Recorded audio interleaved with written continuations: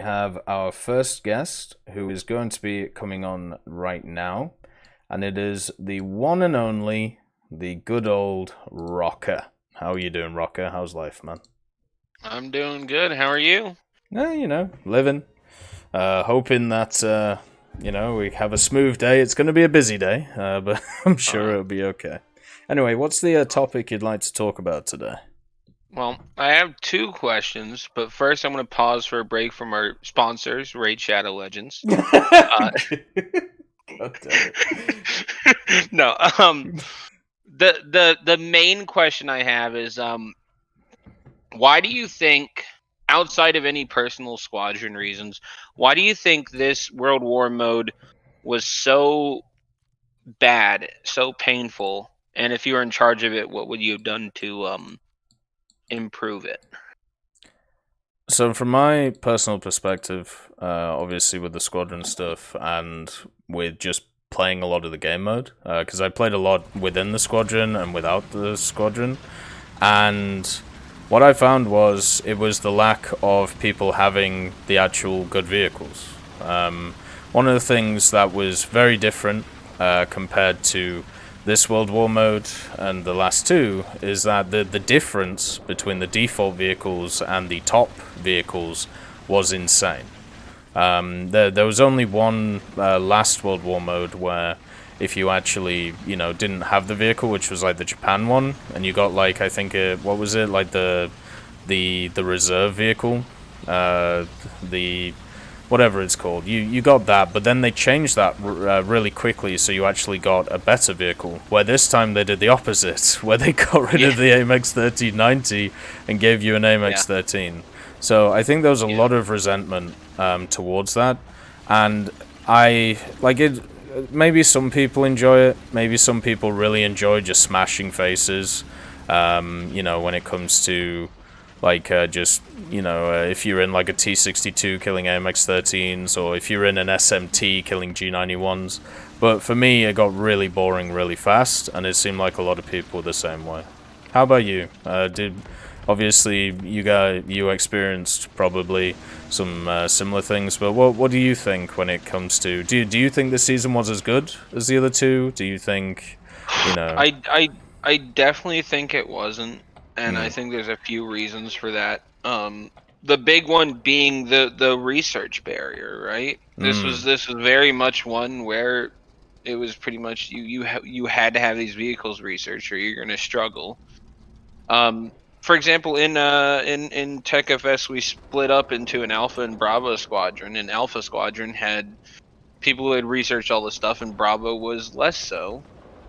And it took Bravo so long to actually get their stuff done, and we had to keep going for them and keep trying to get them their stuff throughout the night because they didn't have any of the stuff researched, and there was such a huge difference between the unresearched the base vehicles and the top vehicles. mm, And then on the other hand, I think on the strategic map, helicopters, fuck mm. those things.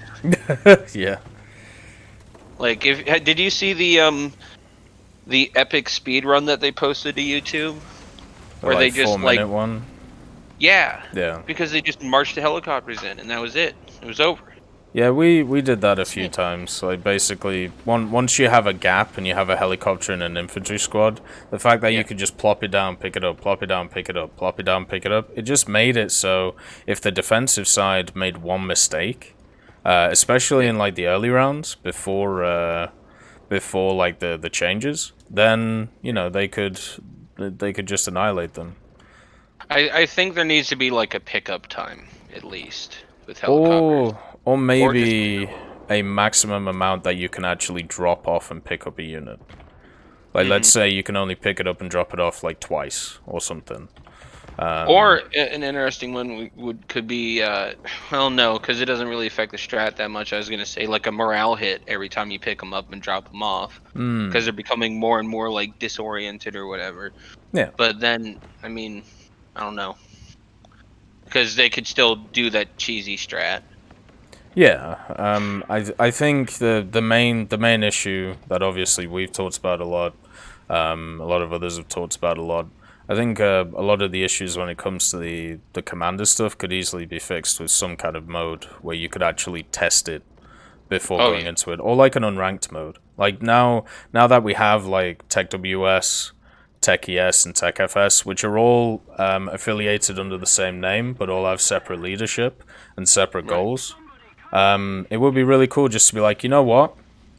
Let's have a TechES, TechFS battle, and let's put two commanders against each other, and let's try and learn some stuff, and work out what's broken and what's not. Because right now it seems like the squadrons that have the advantage are the ones who have played it in, who played it in alpha, at least on the first go around. Yeah, or they figure out. Yeah, pretty much. Like we had a few people in TechES on the first season who had played through like some of those earlier operations, and they knew like the cheese strats, and there was no way to deal with them, and they were only really fixed when they did the changes later on. I still think one of the biggest issues, but this kind of wasn't a fault of Gaijin's, even though it was, but I don't know how much of a fault it was when it came to the server issues. Because of the fact that they had server issues and having that 5-day period where we just played every day. Like by the third day, at least in TechES, people were just like, no, we don't want to do this. Sorry. Especially 2 days in a row of whichever side you guys most struggled with. You know, for us it was Folded Gap, and it was just 2 days in a row that fucking killed us. It was horrible. Yeah, and the thing is, this didn't really affect you guys that much, but this really affected us. They were bringing out change logs about half an hour before the operation starts again. Yeah. So pretty much, if let's say you had like specific plans about what you thought you needed to do and everything, that could literally change by the time you enter the operation screen. And that was just, well, it was awful. Because the strat that you'd worked on, well, it just didn't work anymore. So good luck, you know. have fun. Yeah, so that was an middle finger to you right before. Yeah, and there's like, I mean, obviously with TechFS and TechES, like, majority of people who are playing are generally like, you know, 18 to I don't know, maybe 30, maybe 18 to 40, and we have jobs. Like, you have a job, I have a job. Yep. Pretty much everybody has jobs, and it's not like, you know, you can just dedicate 5 days of a week to playing a bloody game mode. Yeah, exactly. And like on my end, it was like staying up till 3 in the morning every time, and it's like, it's not sustainable, you know, for 5 days. There was a point where we basically called it a night early, and if we hadn't done that once or twice, Sound probably would have gotten his top 50th commander, but because we didn't, you know, it screwed us over because they had to do it back to back like that. Yeah. Like, part of me wishes they had just taken those events and pushed them out to this week and just separated them, but then we probably wouldn't have a break for whatever is coming, whatever event or anything that's coming. So I would have preferred them if they kept the day in between period. So yeah, and also, as I said, the thing that fixes a lot of this is just something outside of the competitive part of World War mode. So yeah, I mean, I don't know, like, just from my perspective, it just felt awful this season, like, really. And there's a reason why I haven't put out like my thoughts video yet, because if I make it right now, I'm just gonna angrily scream shout at the screen. Yeah, I'm just gonna be like, this was dumb, this was dumb, this was dumb, this was dumb. Yeah, fuck everything. I'm never doing this again. Exactly. Yeah, but I don't know. What did you think of the prizes and stuff? Do you think they were okay? I think the IL-2's underwhelming. Yeah. And not that I touch Russian planes to begin with most of the time, but it's like, meh. Yeah. You know, it's like, what's the point of that? And then I haven't gotten through much of the M60 upgrade-wise yet, but it already feels like the least painful M60 I've ever played. So I'll give it that. being able to cannon barrel people at close range is nice after they shoot you with the 25. Yeah. I mean, it seems like a fine tank. I'm happy I got it, but I wouldn't do it again, probably. Did Sound and Fury make top 50? No, he got to like 56th, and he was like 5 wins out, I believe, 4 or 5 wins out, depending on how many battles per game. That's something that's a real issue as well with how all that commander stuff is calculated. Like That should be an ELO system. It should be, yeah, because pretty much the whole system is whoever commands the most will get the most points. Yeah, exactly. If you look at TechFS, we made the top. I think we were 18th at the end of it, and Sound was 56 on the lead on the leaderboard because we were the only team in the top. I think 30 with less than like 35 battle or less than 40 battles. Yeah. And everyone else had 60 to 80. So that immediately means Sound doesn't have a chance of getting above many of those commanders. Yeah, and you played every NA time zone, right? Yeah, I think and the way he literally changed his sleep schedule so that he could play the NA time zone, and because he was only playing the NA time zone, it pretty much screwed him out of top 50. Yeah, which is a shame. Yeah, because he did really well. And yeah, exactly. He should be rewarded for that. Yeah, for me, like the IL-2 was really underwhelming. The only upside to that thing is it has a really good SL reward on it, which pretty much. Yeah, it's not really something you want to talk about, especially when you have like a whole World War mode, which is designed around post Cold War era. Yeah. And you go for an IL-2. Exactly, it kind of reminds me of the first season when they did the Sublinder. And I was like, why does this exist? Yeah. Like, why have you picked this one? Like, this makes no sense. Yeah. And there's like vehicles they definitely could have chosen from that would have made more sense. But I think for me personally, for next season, it's going to heavily depend on what operations there are and what vehicles there are. If it's another modern one, obviously I don't control TEC ES. That's controlled by other people like Daddle. They could make a decision whether they want to play it or not, but I'm gonna abstain. Right. As I said, I get no enjoyment out of kicking puppies, like playing shit like T80Bs versus M48s and Leopard 1s. So I think something like I don't know. I think they shouldn't have gone past late 50s. I think Korean War should have been sort of their cutoff, or the start of Vietnam. Yeah, because there are options there, and there are a bunch of maps just sat in the files, which are from World War II. There's a Battle of Berlin map, there's a Stalingrad map, and I don't know, they sound really fun, but once again, we can't touch them because bloody, no test mode, no unranked mode, no nothing.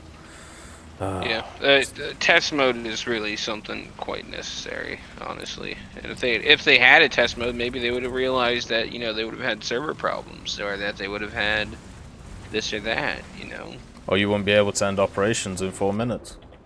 Yeah. Maybe that. Crazy. Yeah. It's almost like that would provide them more testing data for when it actually matters, and they should definitely implement it. Yeah. We'll see. If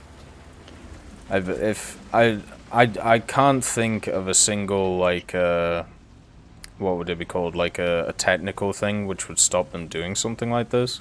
But if there is a technical thing, fair enough. But tell us about it so we can move on from this topic, because it's extremely obvious to me that it is the most important topic when it comes to this mode. Absolutely. Do you have any other thoughts before we move on? Yeah, my one other question is, are you excited?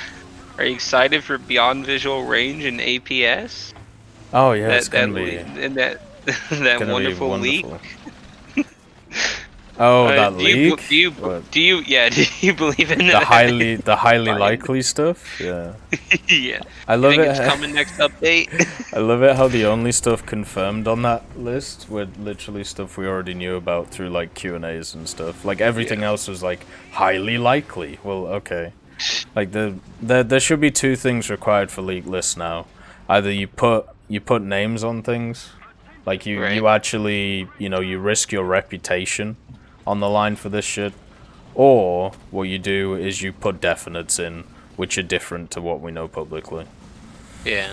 Like actually have some skin in the game, because Mm-hmm. it's like if, let's say, you have like an anonymous journalist. Well, they could just make up a bunch of crap, and then like I don't know, like half a year later, they could just have a different alias and just disappear. Yeah. Yeah. Yeah. It just changes overnight. Mhm. Yeah. Yeah. There's no reputation to be had. There's no credibility that can be destroyed. It's like, oh well, we never said it was coming, so Yeah. yeah. I like the idea of Gaijin just releasing like a fuck my shit up update. Just Where had all it's the just, crazy stuff. yeah, just the radar missiles, the APS, fuck it, the radar, the anti-radiation missile, just all of it. Just Just throw it nukes. all in. Why not? Nukes. Well, now they changed those aerialistic things, right? Just Yeah. nukes might be a possibility. God. Jesus. The amount of times Yeah. now that with those changes to like air arcade and aerialistic that I've heard now the TU-95 works, doesn't it? It's like, okay. Yeah. Not really, but okay. Yeah. Goddamn. Oh, I'm so happy they up tiered the F-89D now. So because now I can actually hunt TU-4s in it and show why interceptors are terrifying when used properly, and why big bombers won't work in high tiers. They uptiered the B-29 and the TU-4, which is kind of a surprise.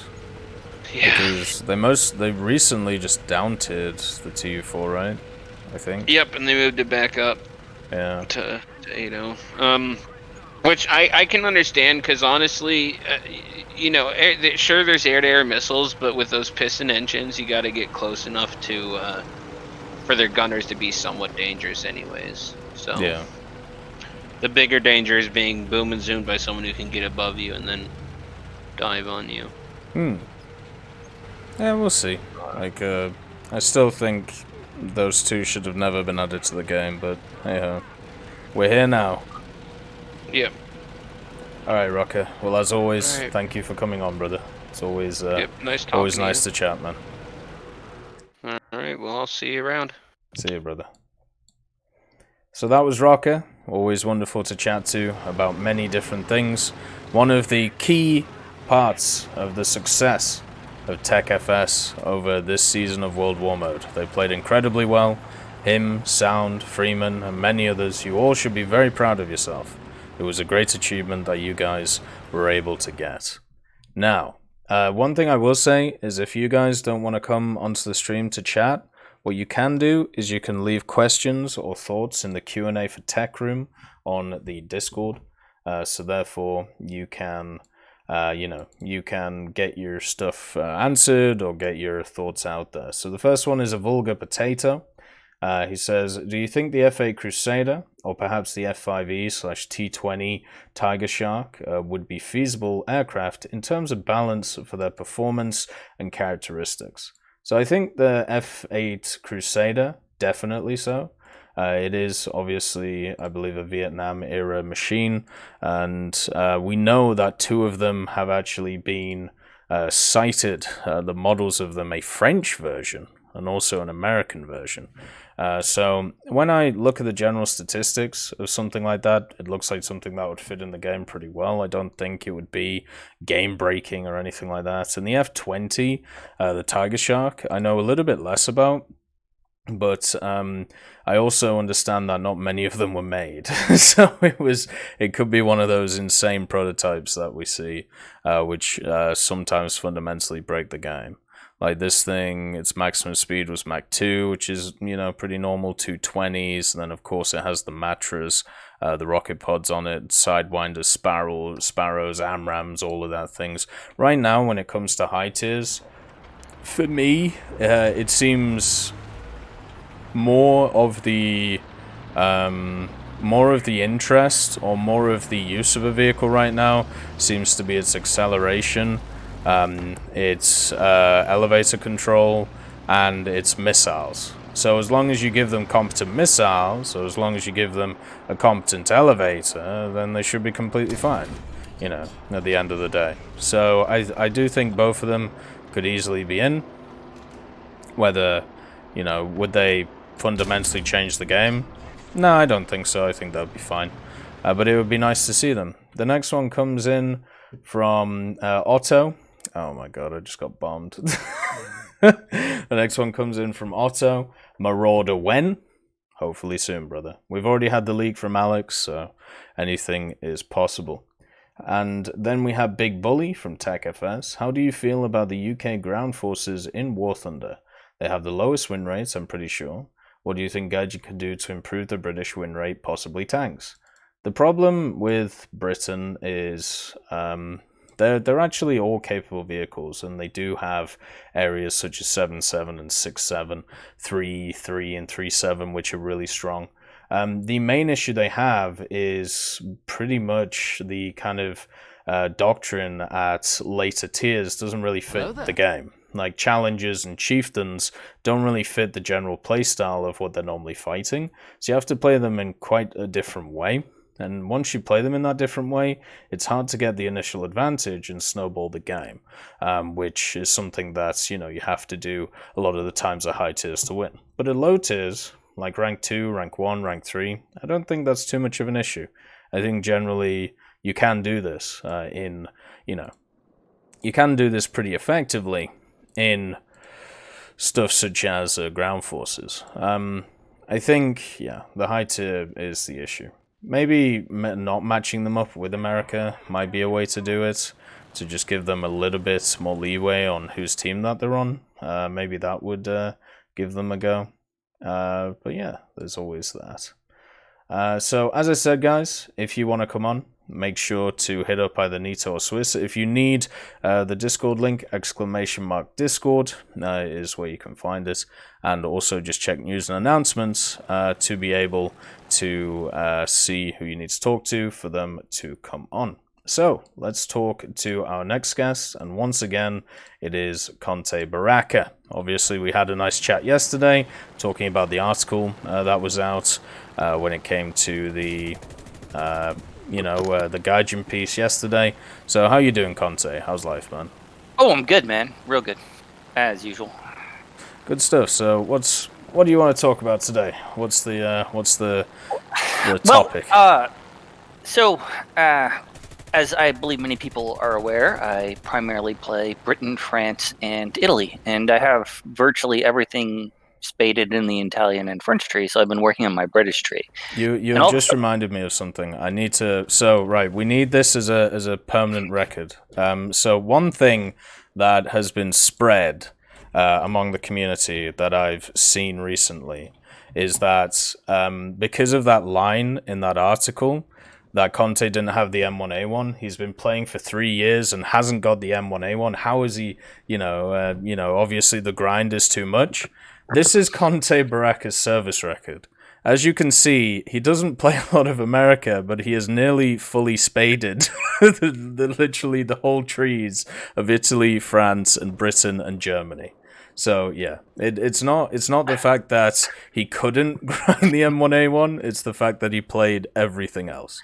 So, I have actually quite a few top tier matches. I don't tend to play top tier without trying to spade something. But as everyone's aware, spading top tier vehicles takes a while, and Yes. And so I do have quite a few matches in top tier. I don't hate helicopters as much as most people, but I like thermal sights. I don't have the loathing of thermal sights that you do. That for because of philosophical differences and other sorts of things. But I don't generally enjoy top tier. I find top tier. I don't know. I like long range sniping. I finally got into Fire Arc like 5 times in a row on my Chieftain Mark 10 and found a hold down position and bounced a bunch of shots and killed a bunch of stuff. Yeah. To like, oh, this is actually fun, because otherwise the Chieftain Mark 10 is terrible. And there can be things like that in top tier matches that you don't get in the lower tiers. But I love like 3-7 or 4-7 or 5-3 Britain is just a joy to play, right? Yeah. I like that you can maybe bounce a shot. I like that the pacing better. I like that there's just a totally different feel to it that I enjoy more. But yes, I've reached top tier in several trees. I've spaded everything at top tier in several trees. So yeah. Yeah, it's not the grind was too hard. It was what is the reason why you didn't basically grind America? Was it just because you were so familiar with them anyway and there was not really much point? There's a couple of reasons. First off, as discussed before, when I'm a bit older than the average crowd, I'm not terribly old, but I'm 45. So my video game career starts in like 1990, right? And from 1990 until probably 2005, every game you played that was tank focused, it was Russia versus US or World War II scenario where it was US, Britain, Germany, and Russia, right? With heavy emphasis on US and Germany. So I just got sick of all that stuff. Like, yeah. I don't need... And no game that I'm aware of, like in Men of War Assault Squad 2, they do have a mod that gives you access to a bunch of Italian equipment. But like, find me the games where you played M1441s like legitimately. It doesn't exist, right? So I was keenly attracted to the Italian tree and the French tree for both of those reasons. And then I chose the British tree because of the major nations, I find it the least well-developed in video games vis-a-vis Russia, Germany, America, that kind of thing. Yeah, basically going for different experiences. Exactly. Like, there's not a lot of games where you're playing Comets, or certainly not a lot of games where you're playing Centurions, right? Or Crusader Mark IIs, right? And so I really enjoyed all of that. And as you can see, like, I haven't finished spading the British tree because it was my lower priority of the 3. So what did you want to come out and talk about today? Having gotten to the wonderful Lightning F6, when they dropped it down to 9.7, I'm like, oh, now this thing has a chance. And I've been trying to spade it, and I'm getting just drubbed in the thing. Now, I'm going to be the first person to come out and admit that I am not a good jet pilot. I'm a passable prop pilot. I am a mediocre at best jet pilot. But I've been getting in a lot of arguments with people that the Lightning F6 is overpowered at 9.7. And so I did a little research. I went into Thunderskill, which is an imperfect metric, but it's the reason why Thunderskill is imperfect is because it's predominantly the data for sweaty people. Yes. Right, because it's self-selecting based on people who go to the site and look up their stats. And most people most likely to go to the site and look up their stats are the people that care about their stats. And you can see where this logic train ends, right? So it's the sweaty people site. And for the last 30 days, of which the Lightning has been 9.7 for the vast majority, the Lightning has a KD of 1.7 to 1. And it's the worst of any 9.7 vehicle by a lot. And so I've been trying to, like, I went onto the forums and found all the threads of people saying it needs to go back up, and I've been arguing with them. And I just wanted to get on here and go, well, I've got the Thunderskill stats, and I've got the fact that I have the G91YS spaded and the F100D spaded, and I've played those a lot to grind out the F104S and the Mirage 3. And I also have the FGR2 and the Mirage 3C. I don't have the 3C spaded yet, but I got all the missiles for it. And those planes are good planes. Yeah. The Lightning is not a good plane. The G91YS, great plane. the F-100D France a playable plane, but I'm just sort of like putting the feelers out there. Okay, am I crazy? Am I the only person in the universe that think the Lightning at 9.7 is just fine because it's actually a terrible airplane? So for me, I think it's, as I was talking before about like British ground top tier, I think British aviation top tier has kind of the same problem, where if you look at history, the reason why the Lightning was built the way it was not to be a dogfighter. It was designed to, oh god, big old Soviet heavy bomber coming, we need something that can react fast and smash it out of the air. So it's built around acceleration, and that's really about it. And where if you have a look at something like the F-104, which was 9.7 before, the F-104 had more maneuverability, technically had kind of better missiles, I suppose. It also had, in my opinion, a slightly better gun as well, the way it's mounted. And the main thing it has is its elevator. The elevator on the F-104, I don't know whether this is an instructor bug or if it's something else, but the elevator on the F-104 has a 1 to 2 second where it can pull at what feels like 30 to 40 Gs and be able to just swing that gun around. And when I was playing 8.7 to 9.7, when I was playing stuff like the MiG-15 BIS, what would happen is I would get to the end of matches, because normally, I'd survive, and then there would just be like 1 or 2 F-104s left, and I couldn't kill them, but they couldn't kill me. But because of that elevator flick, they were able to maneuver with me in a head-on or behind me and get off their shots. So the thing is, the Lightning can't do that. So therefore, if you get in those situations, those dogfights, those one-on-ones, or even two-on-ones when you're trying to survive, the only thing you can do is run.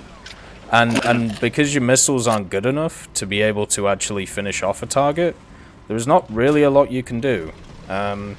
Unless you try and out-energy fight the target, and you can do that, but then they just keep turning and keep turning and keep turning, and there's nothing you can do about it. So, I think it's a fundamental problem with like how it matches up with its competition. And I think planes like that would actually be slightly better off facing a little bit higher tier competition, even though it's still not perfect, because it'll just get smashed out of the air by R60s and AIM-9Js. Well, I mean, I feel like the F-104A can go back down, honestly. The F-104A is the least capable of the 104s. It's got the weakest engine. It only has AIM-9Bs, and it only has 2 of them. So, I mean, I feel like the Lightning fighting F-104As and such might be like, that's like a fight worth having. But at any rate, I didn't want to come in to talk long. It's just like, that's like the thing that I got into these arguments with people. They're like, oh, it's great. And I'm like, if it was great, everybody's be playing it, and everybody's not. If it was great, like, I don't know, I just don't see the stat. I think people just like, herder, it's fast, right? Yeah. But yeah, it's literally only fast. And people are like, the red tops are great. No, they're not. Yeah, I don't know. I think they have bad proximity fuses on the fire streaks and red tops. I don't know how they do that. I just feel like those things were supposed to be these big proximity weapons, and they've like put their proximity fuses at like 10 meters instead of 20 or something, and that really hurts those missiles. Yeah, it could be. I don't know. I don't have any data to back that up, and it just kind of a feeling and just the rumors that I've heard about how they were supposed to work in real life. But anyways, no, I just wanted to come in real quick, talk about that, and politely invite somebody besides a sweaty boy to please come find me and explain how to use the Lightning. I had somebody tell me, oh, no, you want to fire it at angles on people and lead them. Tried that all day today. No, red tops still suck. Yeah. My advice, find a bomber on the enemy team and go and fire them at that. Because it can't turn away. That's about it. It's just, it pulls 16 Gs. I'm like, no, it doesn't. Or maybe it does, and then misses the target after it pulled at 16 Gs. It's just it's like it's a slow pull. Like even when they showed it the first time on that dev stream, when he fired it, it took it will eventually get there, but it takes Yeah. so long to be able to get there. So yeah, it's a bit of a problem. I think if they buffed the red tops, the Lightning would be more competitive. But the problem is now that there's AIM 9Js and R550s and RB24 whatever, and it just like missiles are all the missiles. Yeah. Are just so much better than it. And I feel bad for F104A pilots. Right? I mean, the F104S, the F104S is only playable at those BRs because it has the best engine out of all of the F104s, and it's got 6 AIM-9Bs. So you can just like, oh, that one missed? Don't matter. I got another one. Let's try this, right? Yeah. But you only get 2 of them on a landing. Anyways, thanks, Tech. That's just what I wanted to talk about. Thank you as always, Conte. It's always nice to have a chat. Alright. Let's do this. And I have got stuck on a barrier. So, as I said before, if you guys have any questions and don't necessarily want to come on the stream and, hear people say your voice, make sure to go to the Q&A for Tech Room on the Tech Hub Discord. If you do want to come on and chat, make sure to check news and announcements so you can, be able to hit up the right people and, have a chat. Nice to see you, Widowmaker. Hopefully you're doing alright. Abigail, nice to see you too. Also Orange and Red Hearth, nice to see you guys. And also, I just want to point out, since this is going onto YouTube, I am being bullied, and the skin that you see on this Centurion was picked by a person called Switzerland. Don't trust him. He is a weeb. Right. Let's get into the next caller. And the next caller is going to be Tucker. So let's get him on. Hello, brother. How are you today, man? How's life? Yes, hello. Pretty doing well. I'm doing pretty alright right now. I wanted to ask if you think that having a permanently running EC mode for supersonic jets would help them out a little bit. So do you mean like an RBEC mode? Yes. RBEC permanently running for supersonic jets from like basically 10.0 and 10.3 jets. Maybe 9.7 as well? Yeah, 9.7. That would do. I personally would like to see maybe not do you know the simulator EC system where you can kind of create your own lobbies and be able to just kind of go around and do objectives and things like that? I think putting in a system like that for higher tier stuff might be a way forward, because what I see a lot of the time is there is such a difference between a stock vehicle and a spaded vehicle at those high tiers that like listening to Bryce like try and like modify out his what do you call it? Yeah, his 104G. Like it sounded painful. I don't know how else to. There's no two ways about it. It's very painful. Yeah. Like no, you're meant to rely on your great missiles, but you don't have them stock. You don't even have your belt stock. So you're just mincemeat for missiles. That's something I'm really sad about for top tier jets. Like the meta is crushing. If you don't have like the 4 jets that are good, you're just cannon fodder. And it's sad because it's such a wasted potential for like fun and historically significant planes. Like the MiG-19, I used to love flying that. Now it's just mincemeat. It's pointless to play it. It is. It is definitely a problem. Do you think it's worse in air realistic than ground realistic, or do you think definitely you do? Okay. Definitely. Like the tanks that were power crept, like let me think of it, tanks was heavily power crept. The Chieftains, for example, were quite power crept by a huge amount. Now the same BR as the Chieftain, you have the T55AM, which is insanely powerful, but the Chieftain still is. You still can kill a Chieftain. You still can kill a T55 with a Chieftain, but not really with a MiG-19. If you are MiG-19 fighting a MiG-21 SMT, you're done. There's no way you can do anything, really.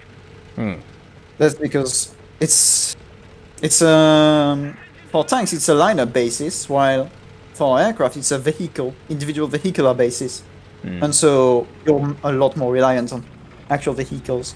And I think that having a permanently running EC for supersonic jets would make it so that the engagements would be more drawn out, and so you would have more high altitude engagements, which would benefit planes that were meant for high altitude service, especially like the Phantom maybe.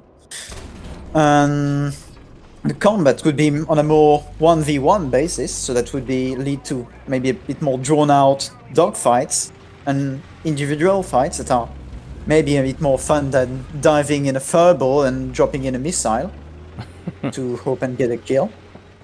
And it would also make a bit more room for non-fighter planes, like most of the planes that played a huge role during the Cold War were not necessarily purebred fighters, like the F-105, the Tu-122, the Mirage 4. These planes in current RB have no place. Some of them don't even have guns. And so if you had more drawn-out engagements with more diverse objectives, these would have a breathing. They would be able to live, actually, to be used and played. Yes, I agree. But the thing I'm always worried about when it comes to stuff like that is people gaming the system. Like when they find out, like, do you remember when the Phantom was first released and everybody basically just went into simulator mode and just kept bombing bases over and over again? And just, you know, that was how they spaded it, that's how they got SL, and that was it. Would you be worried about people doing that, or would you just be like, you know what, it doesn't matter, as long from a community point of view, you get the vehicle spaded, so therefore you actually get to have fun in RRB. Yeah, I think it's critical to have more ways to spade vehicles, indeed. But also, what makes that more possible in Sim, I guess, is the fact that very few people actually play Sim, and so you have a lot of breathing room. In Sim, you could probably fly for hours without finding someone else. That would not really be as much of a thing in an RB mode, because you'd have a hell of a lot more people on the actual map, because it's more popular, really. Yeah, it was also the fact that in Sim, they made it profitable for you to take off, go to the base, bomb it, die, then take off again, go to the base, bomb it, die. And because in Sim you get more RP per action, just because of like the modifiers and stuff, it just meant you could grind it out quicker.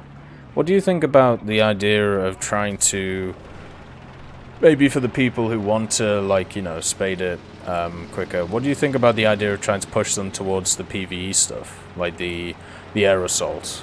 Like, would you, instead of like an RBEC, would you prefer to see an RBEC thing, or would you prefer to see a more complex PvE scenario, or would the RBEC be like the definite thing that you want?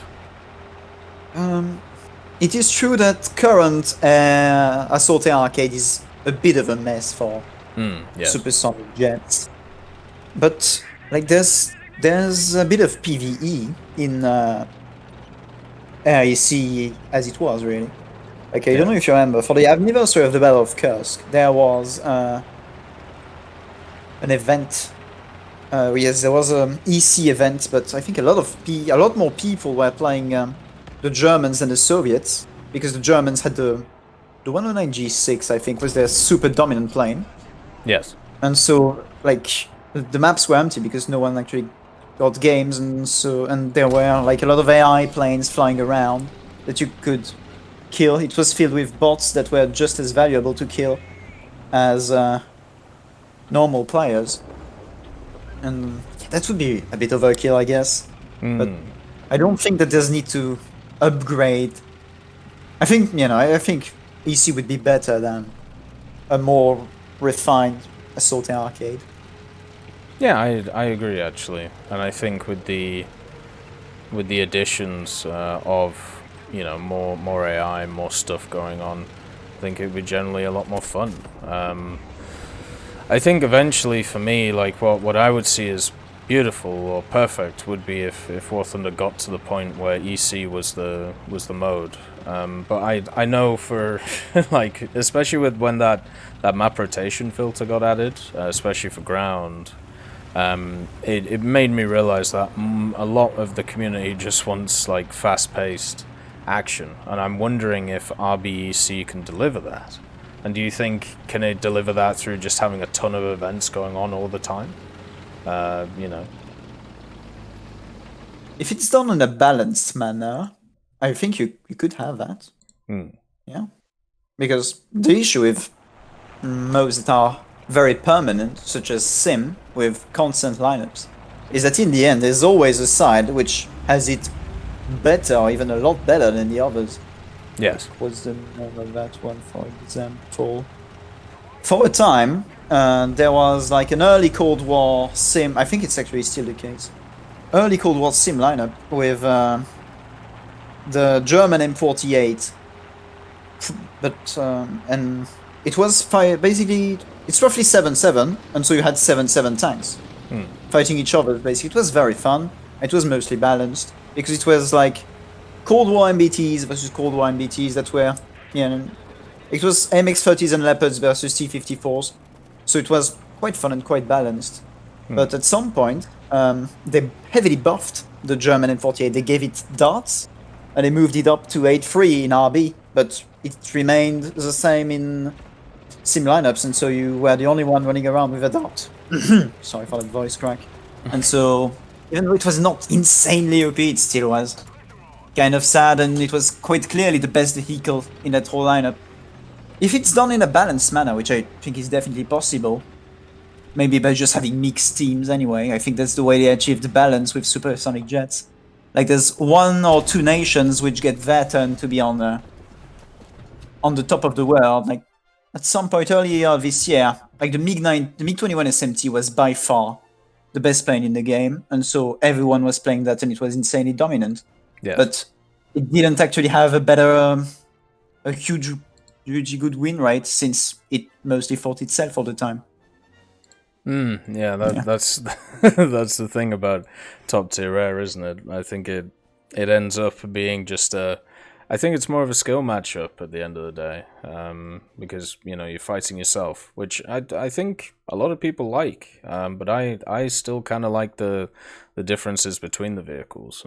I think an RBEC mode will give that, especially if people use it mainly for grinding, because they'll play different stuff. They won't want to use the same thing every time, so.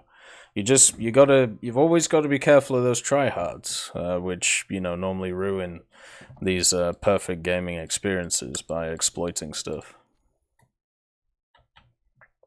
Yeah, I guess that's sad, but if it ran longer than usual, you'd see a bit less exploitation.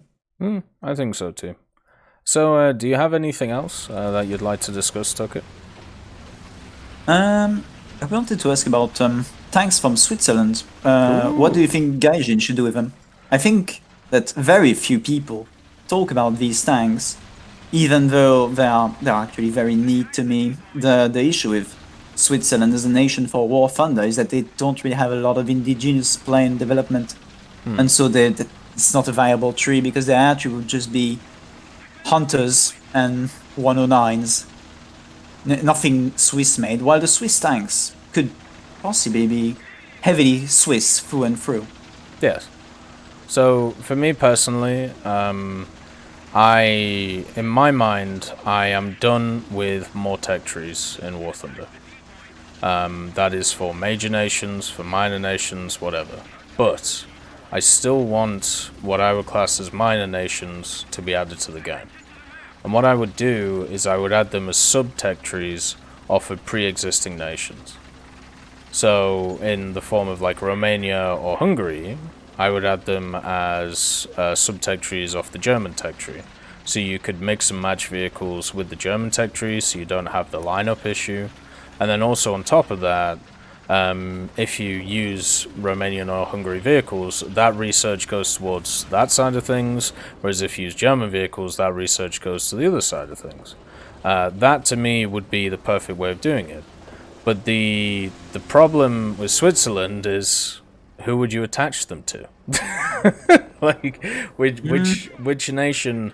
Because I know they've used some Austrian designs in the past, and some of their designs have been influenced off German designs.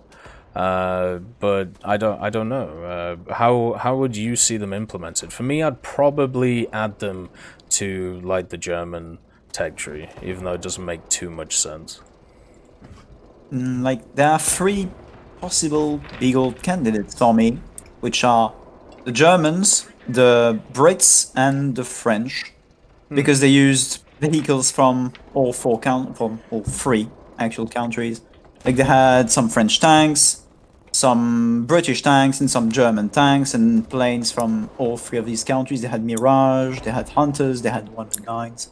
So all of them are a possibility, but in the end, Germany, as a nation in War Thunder, can perfectly stand alone, and so I think that it should rather go to the Brits or the French, really. Because Germany could have a lot of tech trees attached to it. Like maybe Hungary, for example.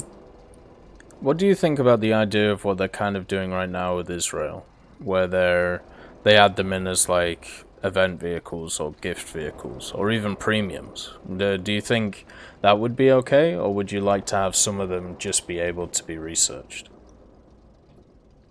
It is like the Merkava is really a unique vehicle, and if I didn't have it, I would feel sad about having to pay.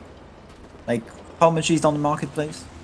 80 Gajin coins, something like that, to get it. Yeah, depending on which one. Yeah, no. I guess it kind of removes the possibility of it existing as a sub-tech tree, maybe. But I think they're neat event. They make good event vehicles. If for the next event it's a Merkava Mark III, Well, I here won't we have. go. Like, I have to grant it.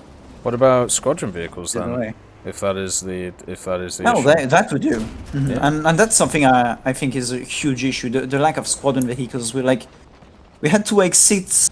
Like the 262 was added in November of 2019, I think, and the Merkava and the BMP2 and Berejok was added to like a month ago. It's really sad that we really don't get them often, because I think they are very neat additions to the game. It's nice to have other ways of getting vehicles than just grinding them through tech trees. And I think I agree. that's definitely a thing that they don't do enough. Yeah, I think it would be nice to see more. There are a lot of vehicles sitting in the fires that would be perfectly good candidates, right? Yeah, 103 maybe. I wholeheartedly agree.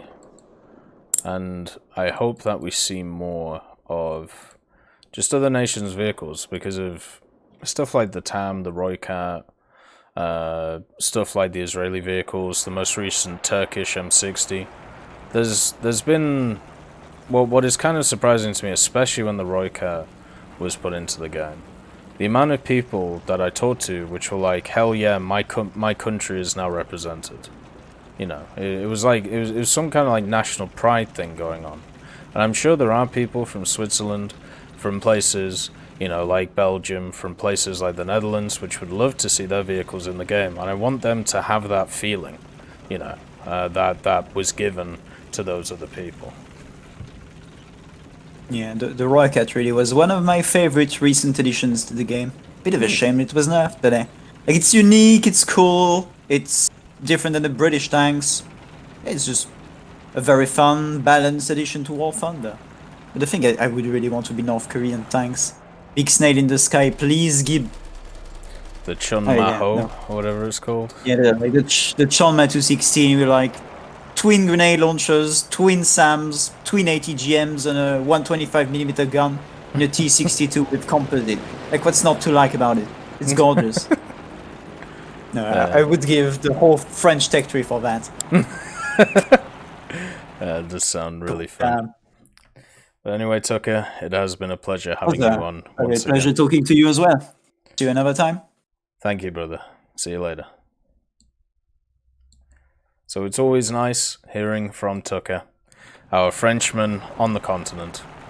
And I can see your guys' messages on the on the chat, but I'm generally I'm concentrating on what the person's saying. So if there are any questions, I apologize. As I said, if you want to take them, put them in Q&A for tech, so it's just easier, so I can see them on the Discord. Maybe we'll do a little bit of maybe Q&A through the Twitch after we've had everybody on. We'll see. The next question comes in from Dog for Life, and Dog asks, what do you think of Rocket League going free to play? So if you guys didn't see the announcement, it was either today or yesterday. By the way, thank you for the follows, Black Flagger, Parlo, and also Chicken Nuggets. That's very kind of you. The announcement was that Rocket League, which was in the last few years purchased by Epic, is going free to play. And what this basically means is everybody will be able to play it for free on the Epic Store. And also, all of the people who already had it on Steam before get to keep it, so that's not going anywhere. But the main thing is it's now open to everybody. Now, I personally am not going to take part in it. I've been looking forward to playing Rocket League for a very long time, but at the same time, I disagree with the practices that Epic Games has done over the last few years, so therefore I'm just gonna never download their launcher. It's kind of as simple as that. In my head, there is like a black stripe against them, and I can just leave them over there. When it comes to the subscriptions, though, thank you, the Max Hat. That's very kind of you, brother. Thank you for subscribing to the channel. It's very kind of you. Thanks for supporting the stream. So, going free to play, we've seen a few games do it over the last little bit. The main one is Counter-Strike Global Offensive. That went free to play, and it broke all of its records when it came to population. A lot of people said that they were worried that it would bring in more cheaters, and people would just be able to remake just Steam accounts. But I feel like if you wanted to do that in Counter-Strike anyway, it was only like $5 to $10 most of the time, so it didn't really matter. But it has opened up the game to a much larger audience, and as we've seen from free-to-play, such as War Thunder, such as World of Tanks, such as League of Legends, such as other games like that, there is a massive market for free-to-plays. Absolutely monstrous market. And for a game like Rocket League, which is kind of pick up and play really quickly, like go in, go out of it, then it makes a hell of a lot of sense to me to make that a free-to-play title. So yeah, I think it will do really well. Rocket League already has done really well. It does mean that all those customization options, battle pass options, all of that can stay, because I'm pretty sure the game has all of them anyway. So now it's just, as I said, opening it up to a different market, and it will also get more people downloading the Epic Store, which at the end of the day, Epic have made it very clear that they want to be a competitor to Steam, and they're doing everything they can to do it, and they're gonna, try and get to the level of Steam before Fortnite dies, which pretty much seems like the goal in hand. So they have a long-lasting product, and I can't blame them. As I said, I can't be happy with the exclusive ideas that they have. I think it fundamentally goes against PC gaming as a whole. So yeah. Kind of as simple as that.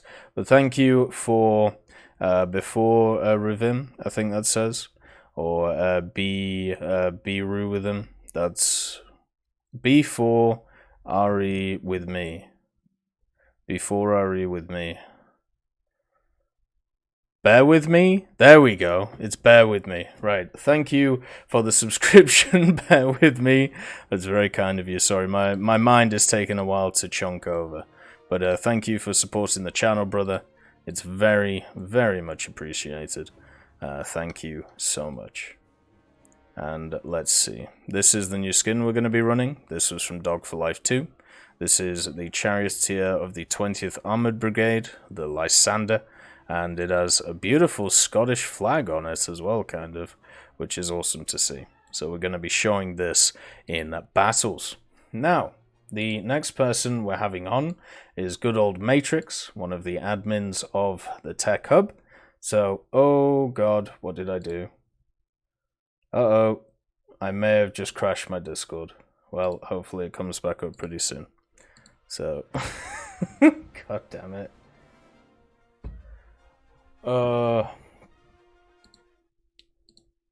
It's like trying to reload itself, right? There we go. Okay. I'm here. Right, I can there we unmute. go. No, my I can Discord unmute myself. my Discord just randomly crashed, so I don't know why. Anyway, how are you, Matrix? How's life? I'm doing good. Thanks for the introduction. Oh, it's all good. One of the things let's talk about how your other two squadrons went. What, Tech ES and Tech WS or class? Classes. Your two arcade squadrons. So if you guys don't know, we have Tech ES, Tech FS, and Tech WS, and then we also have Class and Class 2, CLAS and CLAS2. They're our arcade squadrons. They are affiliated with the Tech Hub, and Matrix is one of the main members in Class. And, you know, we've had a very long, you know, good partnership. So, yeah, go ahead. Are you? Is it about World War Mode? We were staying in the top 100 until probably like the last day or two, that final run, and then we dropped below just, I think, about 120. I think it was mainly because people stopped playing towards those last 2 days. You know, the amount of people playing really did drop off those last two stars, really. Yeah. But we were staying up there. Bad. Yeah. One of the things I wanted to mention, what are your feelings on, so, as you know, we played the two operations, the last 2 years, or the last year, or whatever. Yes. And right before this operation began, a lot of my guys were pretty happy about it, and then right before the operation, they go, oh yeah, you arcade players, guess what? You know what happened. What do you think about that? So what Matrix is referencing to is they made the decision to remove the markers when it came to the being able to spot things. If you guys haven't played World War Mode, the way it used to work is you would have markers which were very similar to the scouting marker, and they would appear above an enemy for a little bit and then kind of disappear if you lost sight of it. Now, they got rid of all of that from the ground. They kept some of it from the air so you could see convoys and stuff. But yeah, I personally think Matrix, it was a negative move. The reason for this is because I don't like just having game modes for one part of the community. There is a large arcade part of the community which I feel like gets kind of ignored a lot of the time when it comes to tournaments. Well, maybe not ignored, but, you know, it doesn't get as much publicity when it comes to tournaments, when it comes to World War Mode, when it comes to pretty much anything. So to see one of the last bastions of World War Mode, which was part of that arcade part, disappear, was very, very sad to me. Very sad. They didn't even give us, like, any heads up beforehand. It was, like, what was it, like 6 days, 7 days before it began? Even less, maybe? Yeah. But I gotta tell you, my guys did really well. For being arcade players, they kicked a lot of butt. Yeah, they did. I myself came in first place many of times in the mode with 8, 9, 10, 12 kills, and that was, you know, some of it was TA-to-B, you know, thermals and just being able to shrug off shots and just, you know, lots of practice in arcade, just being able to just point and shoot, not even aim. And yeah, a lot of my guys did very well, even though they're mostly arcade players. Yeah, I mean, we've talked about this before, the idea that realistic players are somehow more skilled than arcade players is just kind of ridiculous. Like, it's not that they're more skilled, it's different skill sets.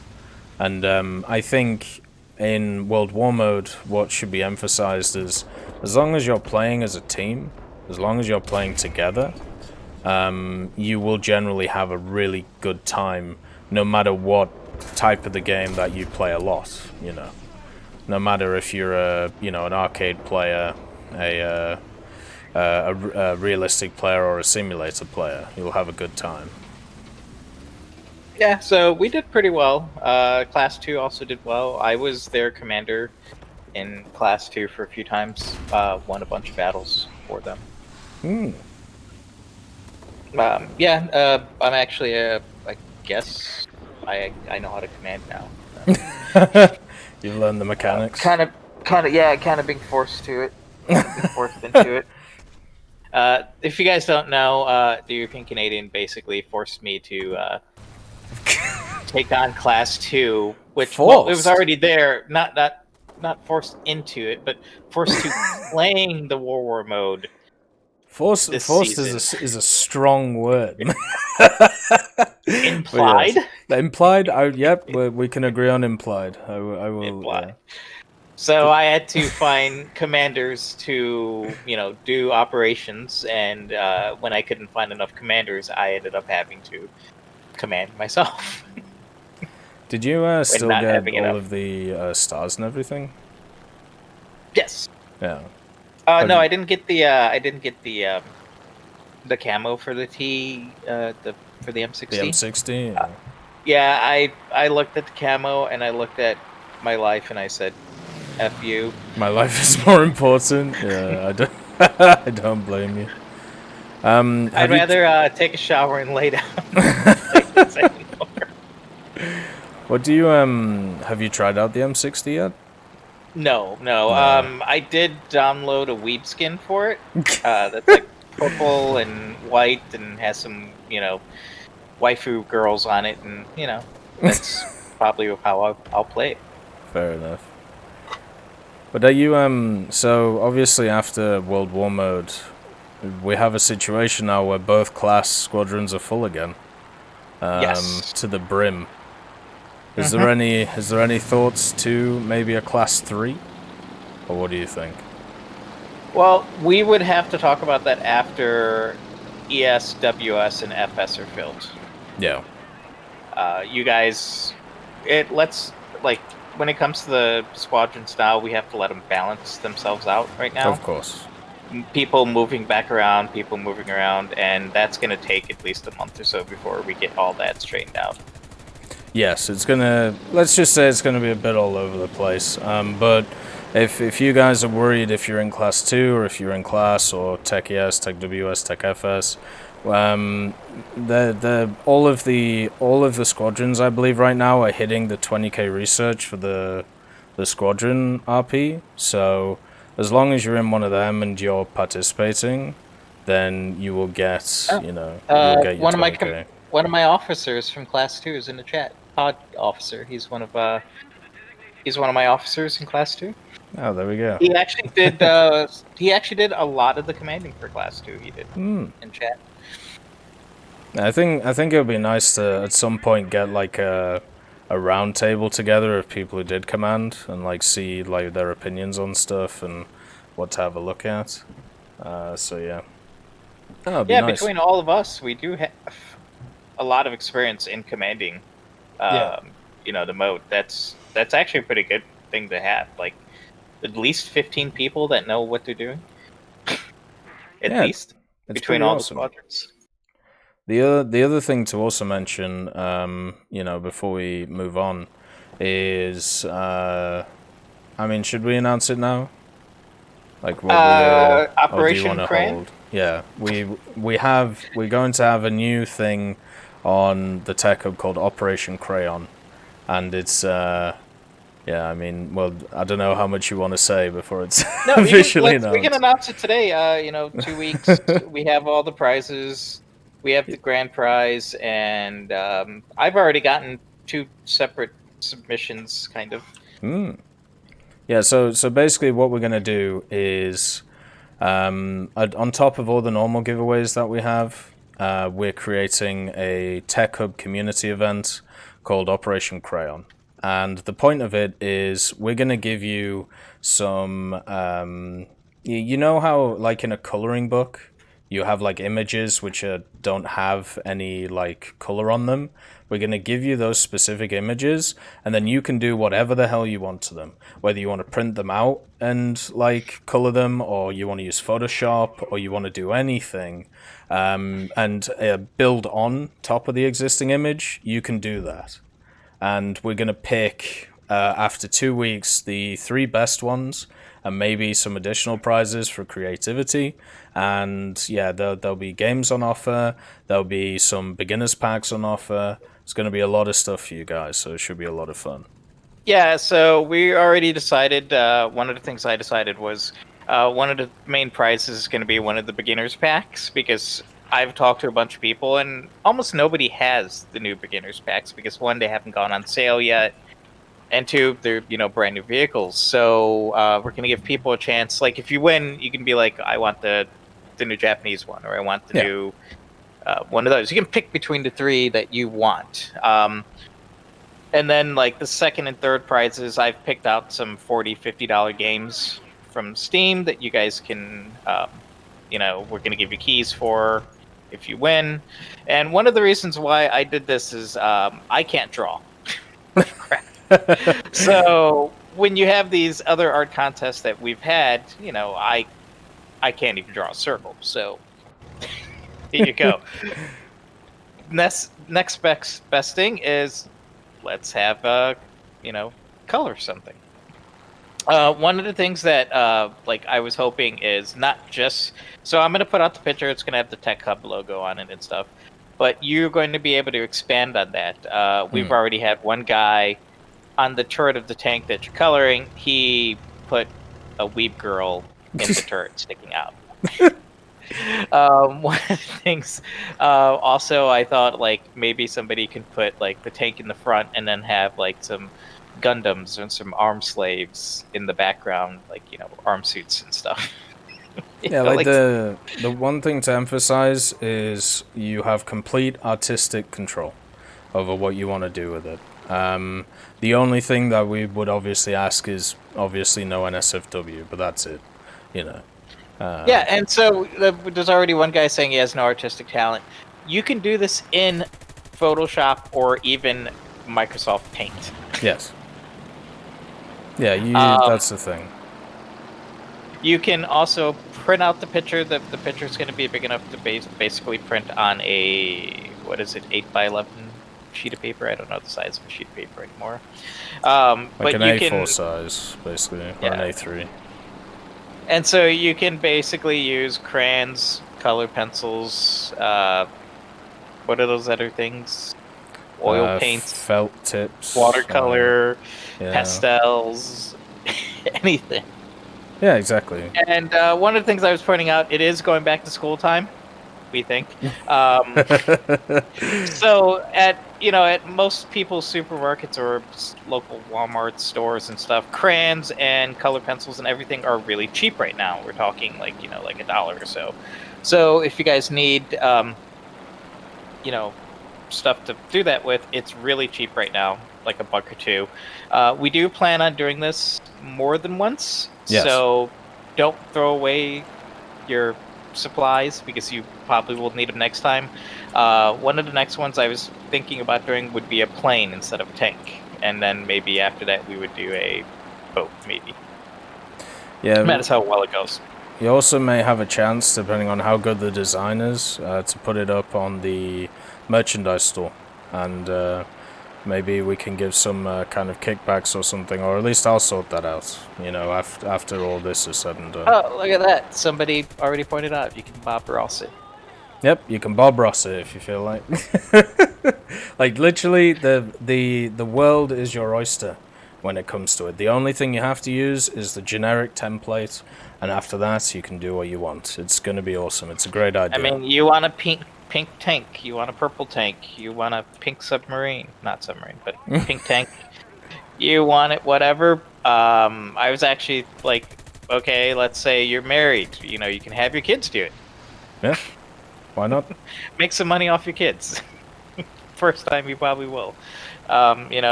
Wife, kid, whatever.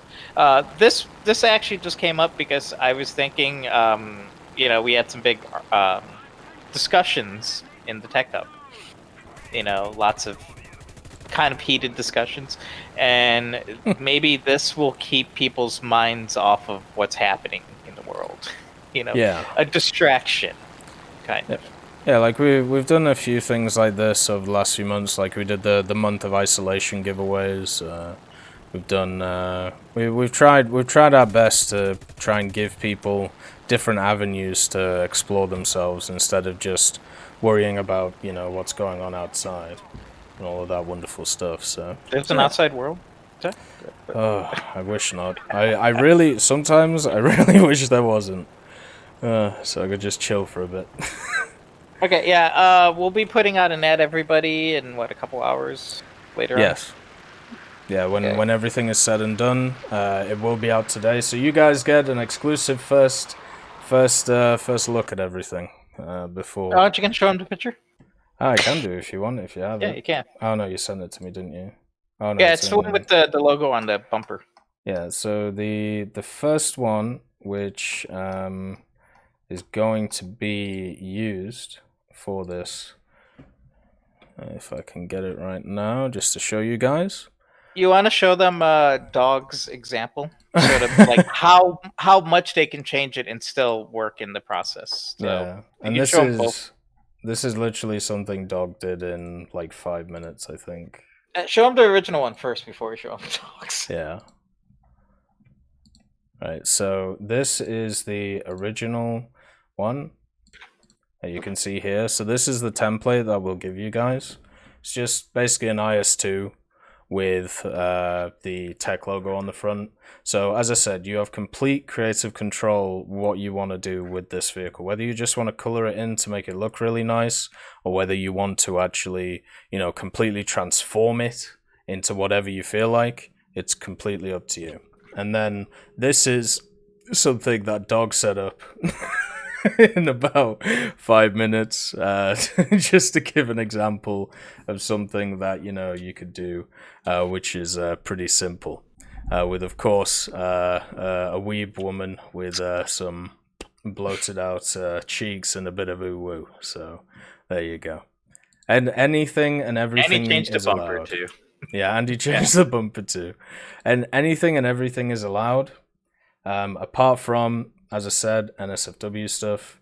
And as I said, after the 2-week period, we'll make sure to judge it for you guys and see who wins. It's kind of as simple as that. You don't need artistic ability to do this one. No, you less. don't. You need less artistic ability. Yes. Yeah, you need to be able to color in, and I think hopefully we're all over the age of 3, so we we should have done it sometime in our lives. Anyway, do you have anything else you want to chat about, Matrix? Just the how you felt about what they did to the arcade squadrons, and I was letting you know how we did the 2 squadrons. Class 2 actually has more activity than Class 1 now. Ooh. They're up to like 270,000 activity, while Class 1 is like 230,000 activity. So they're actually beating us in the amount of like activity levels, which is more than enough to get your 20,000 per day. Oh, easily, yeah.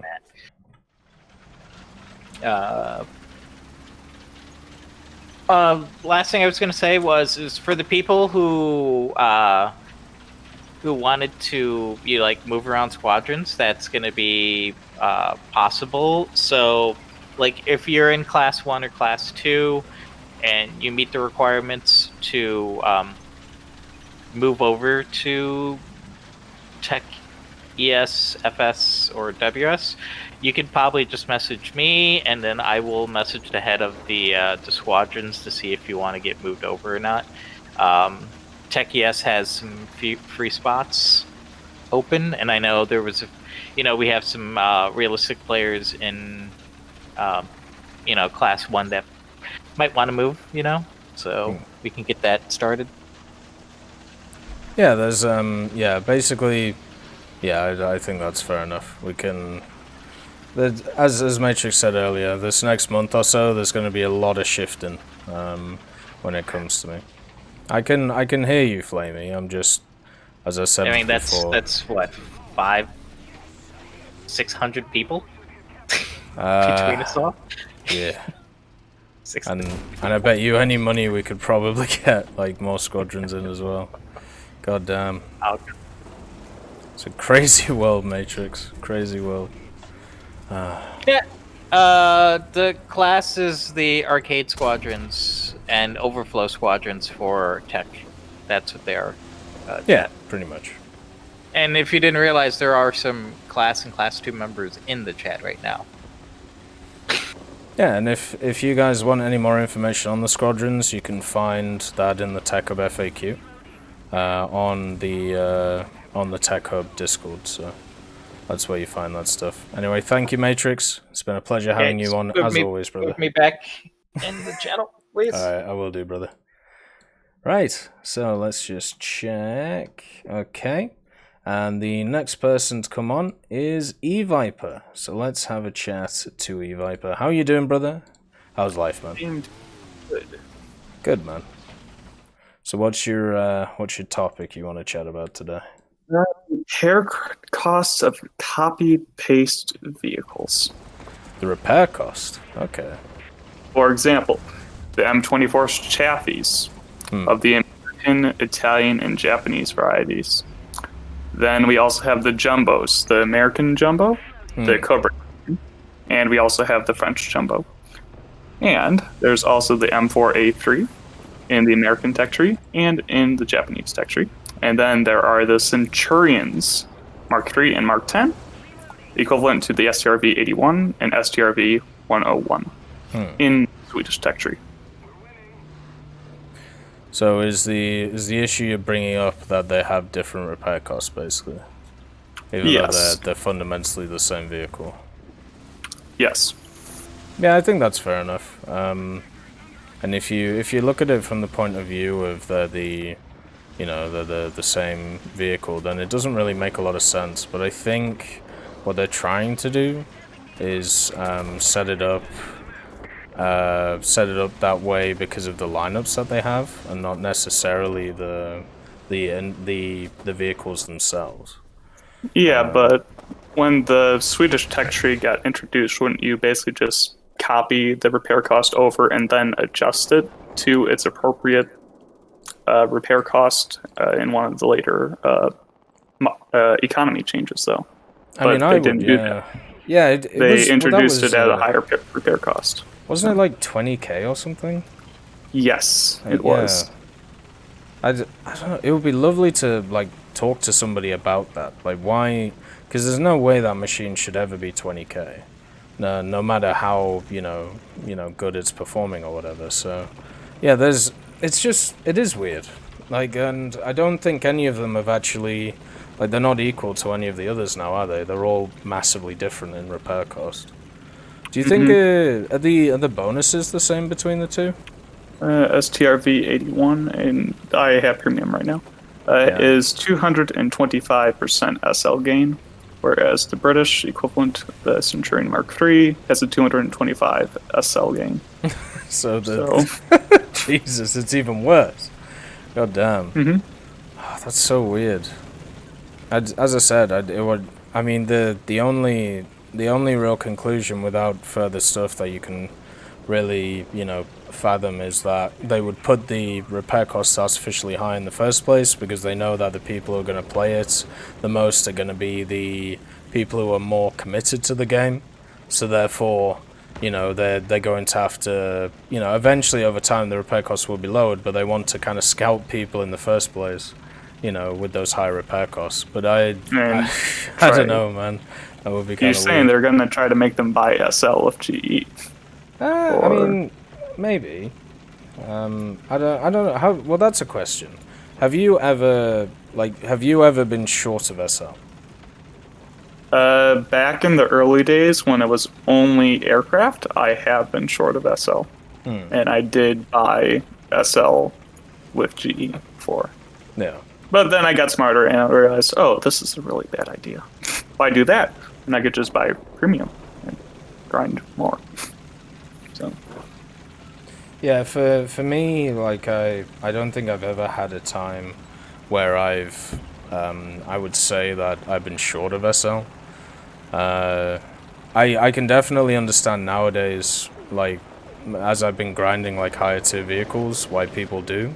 Because I've kind of stayed at the same SL level for about 2 months now, grinding all of these like rank 6s and rank 7s. So if you don't have like an SL bank, then it's gonna screw you. There was a few other vehicles in that tech tree which were kind of bonkers as well, right? Like the LV BV, that one's like nearly 20k or something ridiculous like that. Like I don't really understand why it is how it is with a lot of them.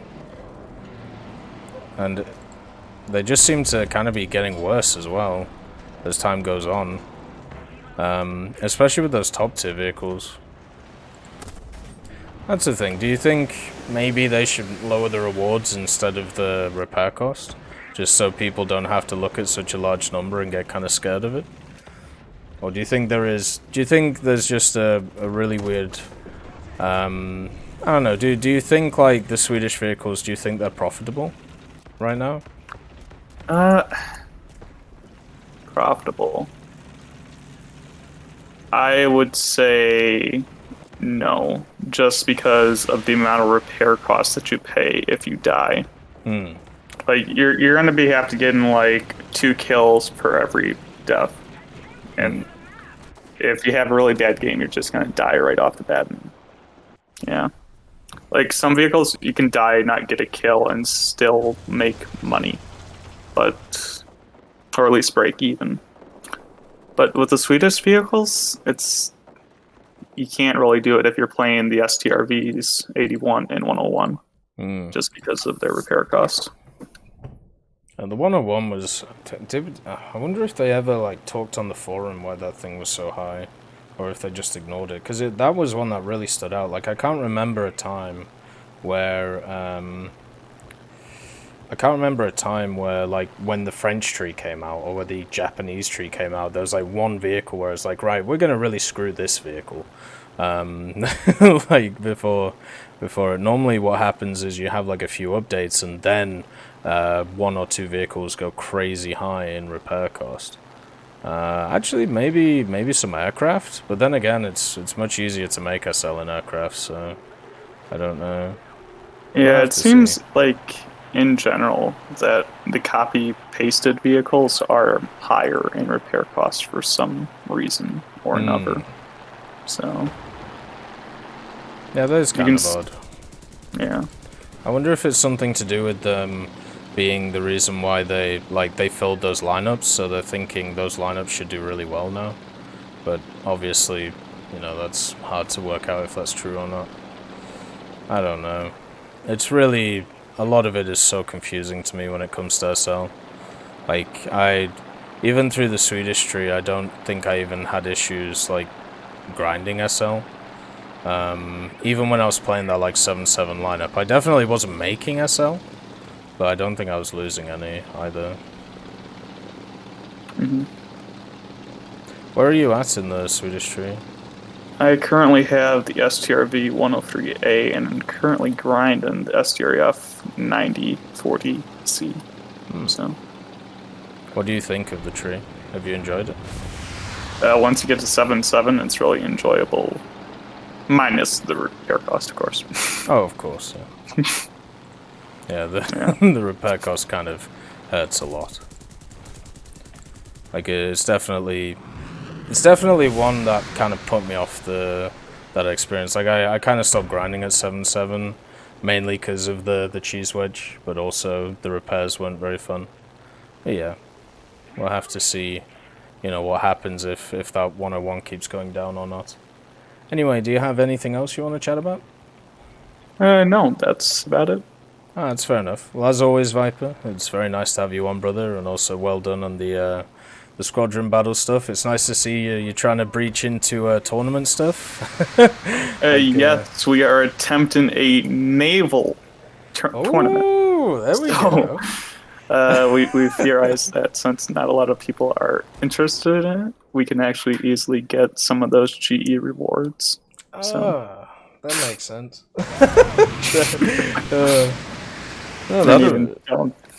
Even telling people this, they're kind of like, oh, naval. Yeah. I don't have it. Well, what vehicles are involved in it? Do you know? Let's see. They were in team discussion. The Clemson's for the America Leopard Type 1920. Yeah, so basically each nation gets 2 destroyers, 2 PT boats, 2 barges, and 2 fighters, 2 bombers to choose from. Planes suck, man. Wish there wasn't any planes in that. Just straight naval on naval action. Goddamn. Oh well. Anyway, as I said, Viper, well done on all of that stuff, and also thanks for coming on, brother. Alright, thank you. So there's the wonderful E-Viper, come on. And also we had some wonderful chats from Conte, Rocker, and then of course others such as Matrix as well. And a bunch of questions from you guys, which was nice, in Q&A for Tech. Oh, we do have some others though, from Past Cousin.